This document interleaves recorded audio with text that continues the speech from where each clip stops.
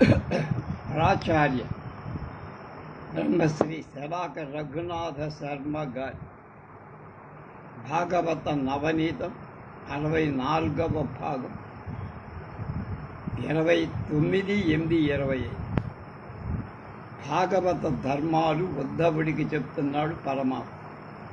ఉద్ధవుడు చిట్ట చివరగా వాసుదేవుణ్ణి ఇలా ప్రార్థించాడు: అచ్యుత, ఈ యోగచర్య అతి దుష్కరమైందిగా కనిపిస్తుంది. ముఖ్యంగా ఇంద్రియాల మీద పట్టులేని వాళ్ళకు ఏమాత్రం ఆచరింపడానికి అవకాశం లేనిదిగా కనపడు.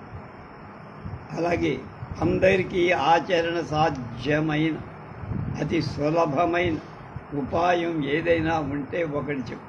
సూక్ష్మంలో మోక్షం. పుండరీకాక్ష, మహాయోగులకు కూడా మనసు నిలబెట్టుకోవడం కష్టం. దానివల్ల వాళ్ళకు కూడా దుఃఖం తప్ప. కొందరు కేవలం భక్తిని ఆశ్రయించి నీ పదాలను ఆశ్రయించి సుఖాలు పొందుతారు. అయితే అది కూడా వాళ్ళకి అందరికీ అలపడే విషయం కాదు. స్వామి, నువ్వు సర్వ ప్రాణుల హితాలు కోరేవాడు. శరణు పొందిన వాళ్ళని దగ్గరికి తీసుకుంటావు. బ్రహ్మ మొదలైన వాళ్ళు కూడా నీ పాదదాసులు. రామావతార సందర్భంలో వానరులను కూడా ఆత్మీయులు చేసుకొని వాళ్ళని ధన్యుణ్ణి చేశావు. ఈ విధంగా నీవు సకల ప్రాణులకు ప్రియతముడయ్యావు. వాళ్ళ కోరికలన్నింటినీ తీర్చేసేవాడు. నీ పాదధూళితో పవిత్రులమైన మాకు పొందరాంది ఏముంటుందయ్యా? నువ్వే మాకు గురువు. నువ్వే మాకు లోపల బయట కాపాడుతూ ఉంటావు.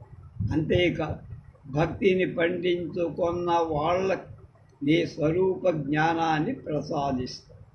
ఈ విధంగా ఉద్ధవుడు ఆనంద పారవశ్యంతో భగవంతుడితో సల్లాపాలు చేస్తున్నాడని చెప్పి శుకులవారు పరీక్షన్ మహారాజుతో ఇలా అన్నారు: పరీక్షన్ మహారాజా, శ్రీకృష్ణ భగవానుడు సర్వాన్ని సర్వులకు ప్రభు.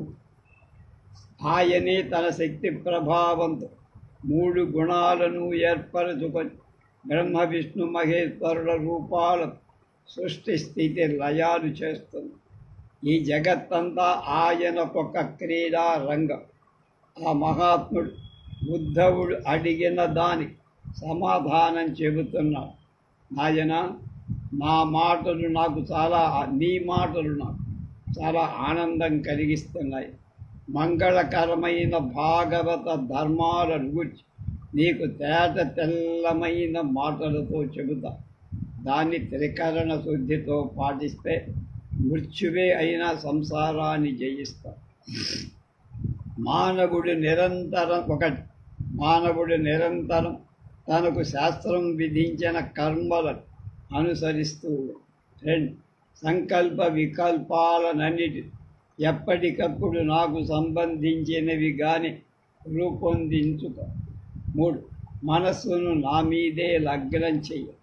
భౌతికంగా నా భక్తులున్న చోటనే ఉండటం 4.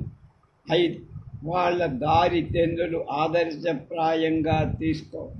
6 ఒక్కడై కాదు, 10 మందిలో కలిసి కాదు, పండుగ రోజుల్లో భగవంతుడి పాటలు పాడుకోవాలి, ఆటలు ఆడాలి, వాటిని ఆచరించాలి. 7 సృష్టిలో కనబడే సర్వంలో ఆకాశంలాగా నేనే ఉన్నానని అనుభవం పొందుతూ ఉంది. అలాగే ఆ సుఖ అనుభవం కోసం నన్ను పూజించేవాడు నిజమైనటువంటి జ్ఞాని. 8 అలాంటి జ్ఞానికి బ్రాహ్మణ, చండాల, దొంగ, సూర్య, అగ్ని, దయ పాలించే అనే భావాలు ఉండవు, అంటే ద్వంద్వాలు ఉండవు. ఆ అందరినీ ఒకే విధంగా సమదర్శనంతో గమనిస్తూ ఉంటాడు. 9 అలాంటి వాడి నుండి స్పర్ధ, ఈర్ష్య, చేకొట్టడం మొదలైన దోషాలు దూరమైంది. 10 మానం, అవమానం అతన్ని చీకాకు పరచు, వికారపరచు. సర్వ ప్రాణులలో పరమాత్మని దర్శిస్తాడు. అంతటి మహాత్మ్యం వాడిపోయి. అయితే ఈ 11 ఈ సర్వ ప్రాణి భావ సమభావాన్ని చాలా గట్టి ప్రయత్నంతో సాధించాడు. దాని వలన అతనికి కొద్ది కాలంలో బ్రహ్మజ్ఞానం కలుగు, సంశయాలన్నీ నశించిపోయి సమస్త ప్రాణులలో పదార్థాలలో మనస్సుతో, మాటతో, చేష్టతో, భగవద్భావనతో ఉండటమే నన్ను చేరటానికి పరమ సాధనమని 12 ధర్మాలు చెప్పు. ఉద్ధవ, ఈ భాగవత ధర్మాలు చిత్తశుద్ధితో ఆచరణలో పెట్టడానికి ప్రారంభిస్తే ఎలాంటి విఘ్నం జరగదు. ఎందుకంటే అవి ఏవో భౌతిక ప్రయోజనం పొందడం కోసం చేసేవి కావు. వీటి వల్ల సంతోషించే వాడని నేనొక్కడిని. ఉద్ధవ, పరిపూర్ణం సమగ్రమైన ఈ బ్రహ్మ విద్యా రహస్యాన్ని నీ వంటి వాళ్ళందరి ప్రయోజనకరంగా, సంగ్రహంగా, విస్తృతంగా బోధించా. దానివల్ల అన్ని అనుమానాలు తొలగిపోతాయి. పరమ ప్రయోజనం కలిగి మోక్షం కూడా దొరుకుతుంది. నేను ప్రబోధించిన ఈ భక్తి యోగ చక్కగా అర్థం చేసుకొని నీ వంటి సమాన ధర్ములకు బోధించు.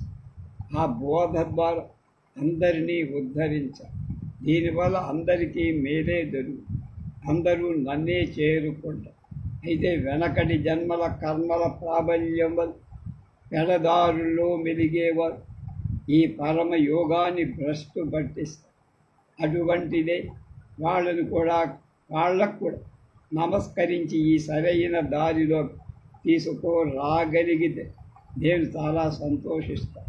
సాధ్యం కాకపోతే వాళ్ళ కర్మాను వాళ్ళైపోతారు. బుద్ధవా, నా ఈ ఉపదేశం వల్ల నీ శోకమోహాలు పూర్తిగా తొలగిపోయాయి కదా. ఇది సర్వమానవ జాతికి పరమ ప్రయోజనం కలిగించే మహావిద్య. ఉద్ధవుడి స్పందన. ఉద్ధవుడి హృదయం ఆనంద మందిరమే అయిపోయి మాటలు తడబడుతున్నాయి, రోమాంచం కలుగుతాయి, ఆనందాశ్రువులు దారువాడుతుంది. మెల్లమెల్లగా తను తాను సంపాదించుకొని ఇలా అన్నాడు, పరమ పురుష, నన్ను నిలువెల్లా ముంచెత్తేసిన మోహం అనే కారు చీకటి పటాపంచలే. పరమ దయామూర్తి నా గుండెలో జ్ఞానజ్యోతిని వెలిగించావు. మహాయోగి, నేను నీకు నమస్కరిస్తూ ఇకపైన చెయ్యాల్సిన కర్తవ్యం ఉపదేశం ఒక్క కోరిక. నీ పాద పద్మాల మీద ఎడతెగకుండా ప్రసరించే ప్రీతి భావన నాకు ఎప్పుడు ఉండేట్టు చెయ్యి. భగవానుడు సంతోషంతో ఇలా అన్నాడు, ఉద్ధవ, నా ఆజ్ఞగా నువ్వు బదరులోని నా ఆశ్రమం చేరు. అక్కడ స్నానాదులతో నిన్ను ఇంకా పవిత్రవంతుడిగా చేస్తూ అలక్కనంద నదిందక దాన్ని దర్శించి నారచీరలు కట్టుకు అడవిలో అయాచితంగా లభించే పళ్ళు దుంపలు తింటూ దేహాన్ని పరిరక్షించుకో. అలాగే భౌతిక భోగాల కోసం వెంపరలాడకు. సుఖ దుఃఖాలను సమంగా సంభావించు. శీలాన్ని పెంపొందించుకో. ఇంద్రియాలను అదుపులో పెట్టుకో. శాంతుడవై ఆనందాన్ని బుద్ధవా, నేను నిన్ను తీర్చిదిద్ద. నీ 3 కరణాలను నా మీదే నిలబెట్టి త్రిగుణాల త్రిప్పుల లోబడ పరమ పదం చే. ఉద్ధవ గీత ముగి. శ్రీ శుకుల వారు పరీక్షిత్తుకు ఇలా చెప్పారు, రాజా, ఈ ఉద్ధవ గీత మానవుని సంసార బంధం నుండి విముక్తుడిని చేస్తుంది. దాని హృదయ పీతికలు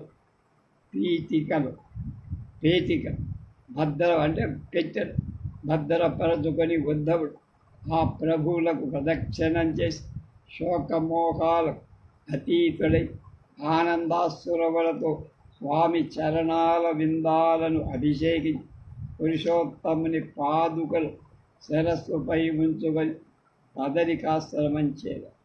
పరమ పురుషుని ఉపదేశాన్ని ఆచరించి తపస్సు చేసి పరమ పదం చేయాలి. పరీక్షన్ మహారాజా, పురుషోత్తముడు భాగవతోత్తముడై ఉద్ధవుడికి పరమానందదాయకమైన జ్ఞానామృతాన్ని ప్రసాదించారు.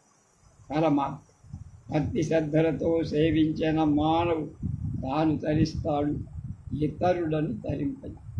మానవ జాతి ఇంత మహోపకారం చేసిన మహాపురుషుడు ఆదినారాయణ జగత్కారణ అయిన కృష్ణ పరమాత్మకు నిరంతరం ప్రణామం చేస్తూనే ఉంటారు. యాదవ వంశం ఉపసంహారం. పరీక్షిత్ ఇలా అడిగారు. పరీక్షణ్ మహారాజా, మహాత్మా, స్వత మహర్షి వ్యాస తనయ,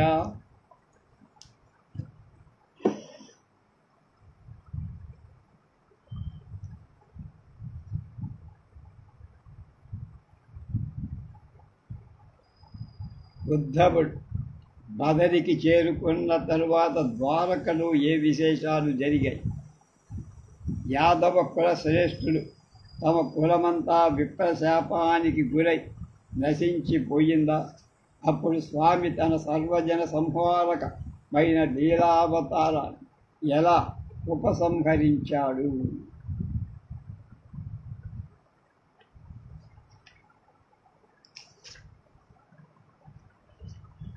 శుకుల వారు ఇలా చెప్పారు.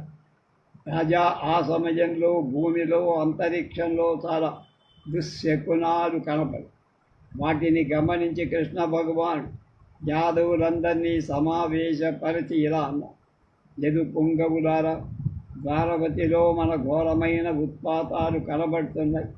మనమందరం వెంటనే ఆడవాళ్ళని, పిల్లల ముసలి వాళ్లను తీసుకొని ప్రభాస తీర్థానికి వెళ్దాం.